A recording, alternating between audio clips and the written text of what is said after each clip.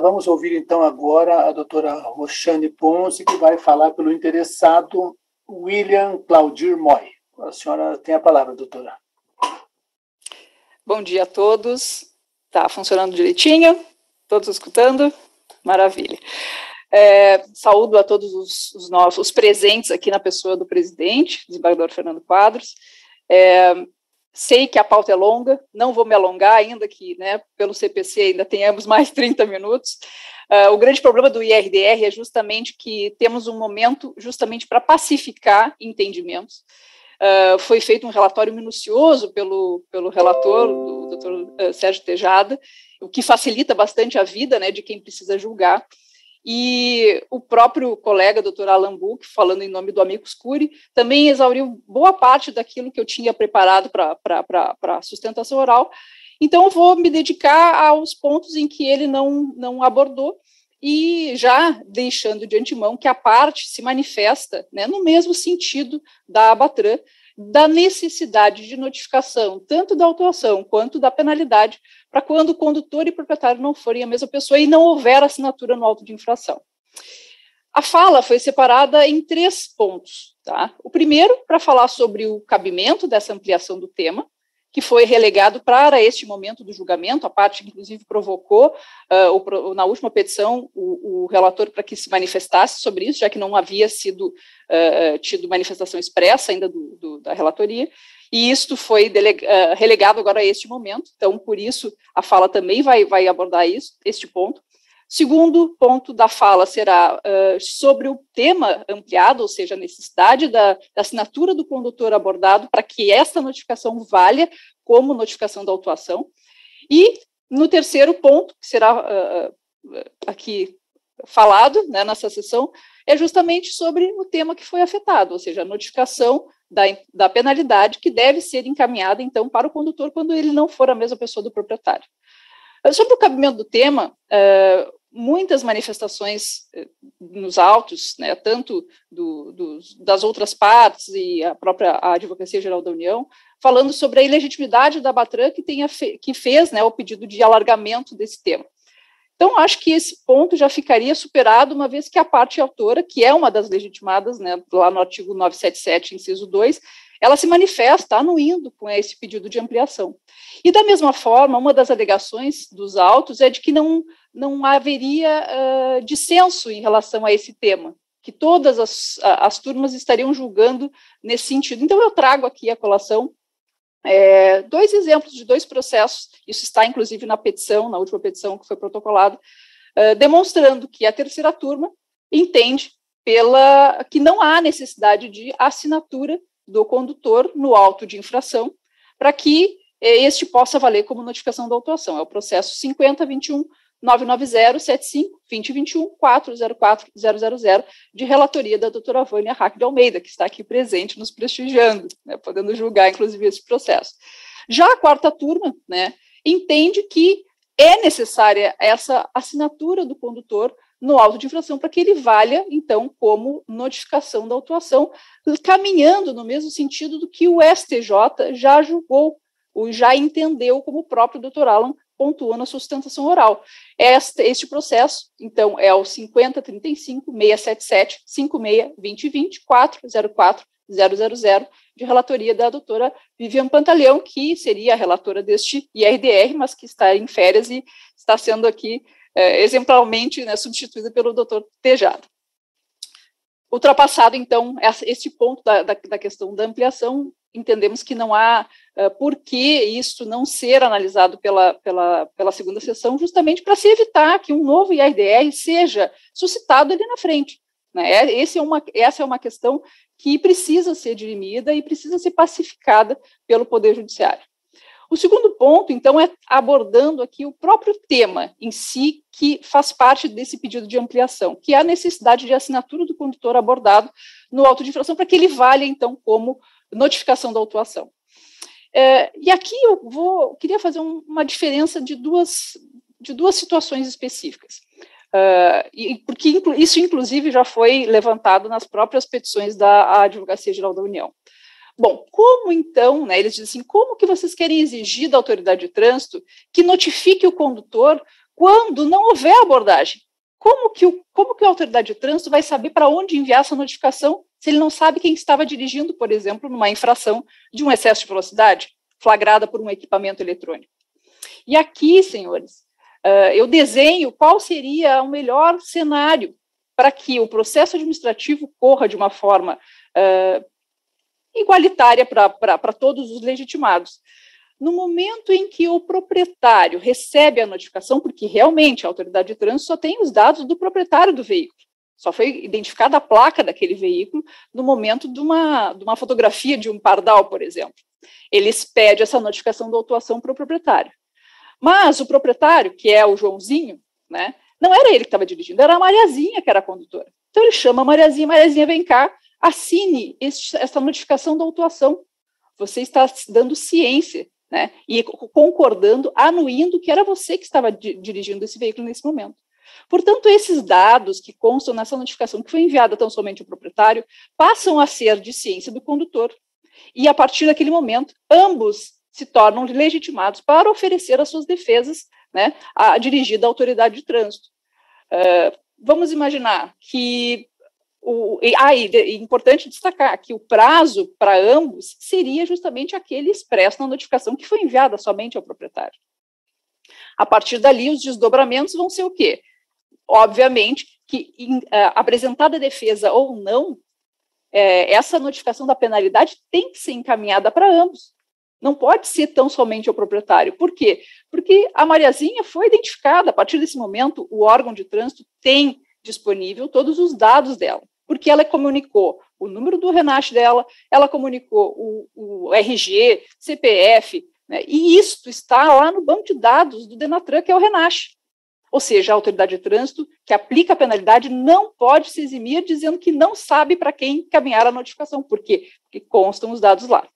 Mas aí, no segundo cenário que eu trago para vocês, que é o caso dos autos, inclusive, né? O autor, ele foi abordado, mas não assinou o auto de infração. Nesses casos em que há abordagem, o agente de trânsito, ao coletar os dados do condutor, e quando o condutor não é o proprietário, de novo o exemplo do Joãozinho, proprietário, e a Mariazinha, o condutor. Mariazinha foi abordada, entregou lá sua carteira de habilitação, deu os dados dela, naquele momento o agente de trânsito comunica no sistema que aquele auto de infração estava sendo conduzido pela Mariazinha.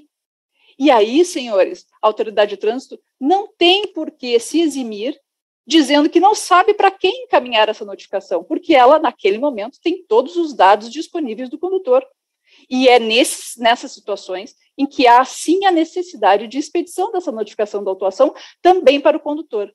De novo, porque ambos têm interesse neste processo. Aí vamos lá sobre o ponto da necessidade de assinatura. Por que eu não posso, né, presumir que ele foi notificado se ele não assinou? Vamos rememorar um pouquinho lá a questão do próprio 280, na promulgação do Código de Trânsito, né? O 280 tinha a previsão do parágrafo 1º que dizia a recusa de receber a notificação ou da posição de assinatura pelo infrator, né, constituirá indício de transgressão que ela foi cometida. Aí vem o presidente da República e veta o parágrafo 1º, dizendo o seguinte, que tal dispositivo pode consagrar um modelo jurídico incompatível com o princípio da presunção de inocência. Ou seja, a própria lei afastou a possibilidade de se considerar a falta de assinatura no auto de infração como um indício de que aquele condutor estava ciente, sim, né, daquela autuação. Mas aí vamos lá, o Código de Trânsito, que a gente chama que é quase que uma colcha de retalhos de tantas alterações que ele já teve nesses 23 anos, ele foi sendo aperfeiçoado com o tempo. E já há hoje a necessidade, né, de nós deixarmos lá claro que tanto o condutor quanto o proprietário precisam estar cientes. Por quê? Porque ambos têm interesse em recorrer. Qual é o motivo deles recorrerem? Uma infração de trânsito, ela pode ter vários desdobramentos. O desdobramento pecuniário, certo? Que nós temos aqui, que recai essencialmente sobre o proprietário. Nós temos um processo de uma penalidade de suspensão de dirigir, por exemplo, que às vezes é tipificada no próprio artigo, ou seja, as infrações que têm previsão autônoma de suspensão de dirigir, e os pontos que, ainda que não seja uma penalidade arrolada lá no 256 do Código de Trânsito, ele tem um caráter acessório que, junto com outros pontos, está apto a gerar um processo de suspensão. Então, nós não podemos dizer que o condutor não vai ter interesse em se insurgir contra um auto de infração que pode compor um processo de suspensão por pontos, que é onde vai recair sobre a carteira dele, e não sobre a carteira do proprietário. Aí, vamos lá, vamos passando um pouquinho mais agora já para o tema propriamente dito, né, porque as questões aqui meio que se misturam. O próprio IRDR que fala da necessidade do condutor ser notificado da imposição de penalidade quando ele não for o proprietário. Aí lá naquele exemplo do Joãozinho e da Mariazinha. A Mariazinha, que foi abordada, não assinou, e independente se recebeu notificação da autuação ou não, a gente gostaria que recebesse. Mas vamos imaginar que ela, mesmo sem receber, ela foi lá e apresentou defesa contra o auto de infração. Olha o absurdo que acontece hoje, senhores. O órgão de trânsito, mesmo dispondo dos dados da Mariazinha, porque ela foi identificada na hora da autuação, e mais, mesmo dispondo dos dados da Mariazinha, porque ela colocou na sua defesa, ela precisa se qualificar nessa defesa, o que ele faz? Ele notifica tão somente o proprietário, mandando o proprietário pagar a multa e comunicando o resultado da defesa da Mariazinha ao proprietário. Aí eu lhes pergunto, em qual momento do Código de Trânsito consta a obrigação do proprietário de comunicar a Mariazinha de que a defesa dela tinha sido indeferida? Ou seja, há um duplo cerceamento de defesa nas situações em que há apresentação de defesa pelo próprio condutor do veículo. Então, é óbvio que há uma necessidade de cientificação de ambos os legitimados. E aqui, senhores, eu provoco, em várias manifestações da AGU, e do próprio Detran também, que foi parte nesse processo, eles se apegam ao parágrafo 3º do 282, né, que diz sempre que a penalidade de multa for imposta ao condutor, à exceção daquela que trata o parágrafo 1º do 259, a notificação será encaminhada ao proprietário do veículo responsável pelo seu pagamento. Bom, temos aqui vários operadores do direito que sabem que nenhuma lei pode ser lida de forma isolada. Temos que fazer uma interpretação sistemática do direito. Nós precisamos ler o parágrafo 3º do 282 de forma global com o próprio Código de Trânsito, global com a Constituição Federal. Quando eu leio o parágrafo 3º do 282 sem ler o 257, que o doutor Alan leu aqui para Vossas Excelências, que fala ao condutor caberá a responsabilidade pelas infrações decorrentes dos atos praticados na direção do veículo. Ou convido a ler o 282A, que diz o seguinte: o órgão do Sistema Nacional de Trânsito responsável pela autuação deverá oferecer ao proprietário do veículo ou ao condutor autuado a opção de notificação por meio eletrônico. Bom, mas para que eu preciso, então, notificar o condutor, né, oferecer ao condutor, se em tese, pelo entendimento hoje dos órgãos de trânsito, eu não preciso notificar esse condutor, só preciso notificar o proprietário. Vamos lá para o 284 também. O pagamento da multa deverá ser efetuado até a data do vencimento expresso na notificação por 80% do valor. Parágrafo 1º. Caso o infrator opte pelo sistema de notificação eletrônica, poderá efetuar o pagamento da multa por 60% do seu valor. Aí, o parágrafo 5º do 284.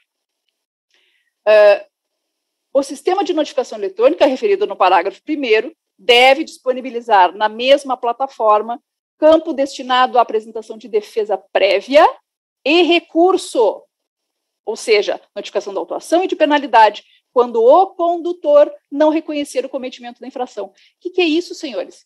Ele diz o seguinte, que eu, proprietária, aderindo ao sistema de notificação eletrônica para me beneficiar dos descontos, se eu disser assim, não, eu vou pagar isso aqui para pagar com um bom desconto de 40%, o órgão de trânsito precisa disponibilizar ao condutor a possibilidade de ele não reconhecer a penalidade e sim surgir contra ela dentro da própria plataforma. Então, aqui, o próprio Código de Trânsito traz outros artigos que, por algum motivo, não foram citados pela AGU, que desmentem essa leitura isolada do parágrafo 3º. Aí, a própria doutrina, da mesma forma, senhores, o desembargador Arnaldo Rizzado também, que ex-desembargador do Tribunal de Justiça do Rio Grande do Sul, e que se debruçou sobre essa matéria, escreveu um livro de comentários sobre o Código de Trânsito, ele, inclusive, defendia, né, que, quanto à multa, não se pode esquecer a norma do parágrafo 3º do 282. Olha a interpretação interessante que ele faz.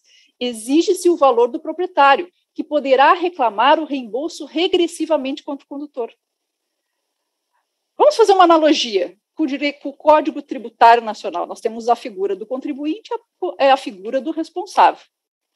Se nós fizermos essa analogia com o Código de Trânsito, quem é o contribuinte aqui? É o condutor.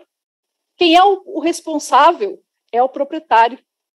O proprietário só tem responsabilidade de pagar a multa porque ele é o responsável pelo veículo. E como se trata de uma dívida propter rem, ele tem que fazer o pagamento.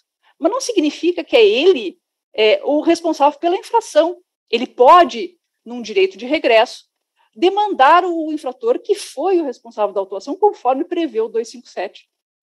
E aí, vamos outros exemplos que ficam mais fáceis de Vossas Excelências compreenderem. O caso do condutor que é empregado, né, do proprietário do veículo. Quantas vezes o proprietário do veículo pode cobrar do salário, descontar do salário desse condutor empregado a multa que ele cometeu na direção do veículo? Inclusive, há entendimentos do próprio Tribunal Regional do Trabalho e TST dizendo que é possível a demissão por justa causa numa situação dessas, em que o condutor, né, se utiliza e é multado. Outras situações, loqueia um veículo, né? Fica bem óbvio que a locadora acaba cobrando esta multa do condutor. E isso só corrobora o fato de que ambos possuem interesse. Não apenas, eu não posso fazer essa divisão cartesiana, o condutor tem interesse só nos pontos e na penalidade de suspensão, e o proprietário tem só interesse em relação ao valor pecuniário. Não. Esses são exemplos de que o condutor também tem interesse no valor pecuniário de não ter que fazer esse pagamento, ou então de não ficar devendo para o responsável. A ação civil pública, obviamente, né, ela já está devidamente, praticamente consolidada. Atualmente, o DETRAN do Rio Grande do Sul, essa ação civil pública que o doutor Alan comentou aqui, né, do que o STJ já julgou, o DETRAN do Rio Grande do Sul ingressou com embargo de divergência, agora está lá aguardando, que também foi fulminado, né, de forma liminar, e que agora está aguardando embargo de declaração. Então, falta isso para que esse processo transite em julgado e que o Estado do Rio Grande do Sul, através do seu DETRAN, passe a notificar proprietário e condutor. Lá nesta ação civil pública, eu destaco um trecho que diz o seguinte: esta Corte de Justiça possui jurisprudência no sentido de que, tratando-se de infração de trânsito de responsabilidade exclusiva do condutor do veículo, este deve ser notificado acerca da imposição da penalidade, aqui o objeto do nosso IRDR, a fim de que lhe seja oportunizada a apresentação de recurso, não bastando a cientificação do proprietário do automóvel. Eu vou ler de novo. Não bastando a cientificação do proprietário do automóvel, senhores. STJ já decidiu isso. Qualquer decisão contrária neste IRDR já estaria em dissonância com o Tribunal Superior. Então, mesmo que não haja uma força, né, jurisprudencial que obrigue aqui o nosso Tribunal Regional Federal a julgar no mesmo sentido, obviamente que qualquer reclamação que for, né, proposta em relação a esse IRDR pode ter um desfecho diferente. E precisamos, então, de segurança jurídica, senhores. Eu não posso, no mesmo território, no Estado do Rio Grande do Sul, o DETRAN notificar proprietário e condutor e permitir que PRF e DENIT continuem notificando tão somente o proprietário. E aqui, então, resumindo tudo que foi dito nessa explanação, importante que tenhamos uma interpretação sistemática do direito, né? Que a gente não pode se apegar tão somente à leitura do parágrafo 3º do 282, e esquecer de ler tanto com a súmula 312 do STJ, quanto ao próprio artigo 5º, né, o inciso 55 diz aos litigantes em processo judicial ou administrativo, que aqui se enquadra, e aos acusados em geral são assegurados o contraditório e ampla defesa com os meios e recursos a eles inerentes. Não há lógica, senhores, em não cientificar todos os legitimados. Todos têm interesse em se insurgir. e sob qualquer uma das penalidades que estão previstas naquela infração de trânsito. E mais, precisamos uniformizar procedimentos, precisamos entregar ao jurisdicionado segurança jurídica, para que não tenhamos procedimentos distintos conforme o órgão de trânsito que autue aqui, seja no Estado do Rio Grande do Sul, em âmbito nacional. E, por fim, antes que qualquer órgão de trânsito venha falar sobre o argumento financeiro, mas olha só, isso vai encarecer os cofres públicos, isso vai tornar tudo mais caro, e no final das contas, essa conta vai para o bolso do contribuinte. Senhores, o artigo 320 do Código de Trânsito, ele é expresso em dizer que a destinação de 100% dos valores arrecadados com multas de trânsito deve ser utilizado, grosso modo, para que se evite o cometimento de novas infrações. Multa de trânsito não é receita, o administrador não pode contar com ela. E, portanto, quanto mais multas eu tiver, mais dinheiro em tese em caixa eu tenho para quê? Para desestimular o infrator a cometer infrações. A multa de trânsito, o caráter punitivo, ele vem agregado ao caráter educativo dessa penalidade de trânsito. E aí o próprio CONTRAN também estabelece e deixa claro que, lá na resolução 875, artigo 10, incisos 11, 12 e 17, são considerados elementos de despesas como policiamento e fiscalização, armazenamento de imagens para controle de infração de trânsito relativa às notificações de autuação e penalidade, emissão, expedição e publicação de notificação da autuação e tarifas bancárias também inerentes às notificações de penalidade. Ou seja, tem previsão dizendo que é o 320 do CTB, da onde vai vir o valor para se pagar essas notificações, né, essa notificação tanto para condutor como para proprietário, e da mesma maneira o próprio CONTRAN já deixou claro que o órgão de trânsito pode usar esse valor das multas para essa finalidade. Então, senhores, sem inovar muito, tá, em relação ao que já possuímos, a parte autora faz uma sugestão de enunciado para esse RDR, aglutinando dois textos, né, muito importantes. Um, que é o da súmula 312, e o outro, que é o parágrafo 5º do artigo 3º da resolução 619. E a sugestão seria nesse sentido. No processo administrativo para imposição de multa de trânsito, são necessárias as notificações da autuação e da aplicação da penalidade decorrente da infração, tanto para o proprietário quanto para o condutor infrator. O auto de infração valerá como notificação da autuação quando for assinado pelo condutor e este for o proprietário do veículo, desde que conste a data do término do prazo para a apresentação da defesa da autuação nos termos do artigo 281-A do CTB. Agradeço a oportunidade e que possamos, né, elucidar esse tema, que vai sim atingir a toda uma coletividade, não apenas a comunidade que lida com o direito de trânsito. Muito obrigada. Eu agradeço a doutora Roxane e passo a palavra ao eminente relator para o seu voto.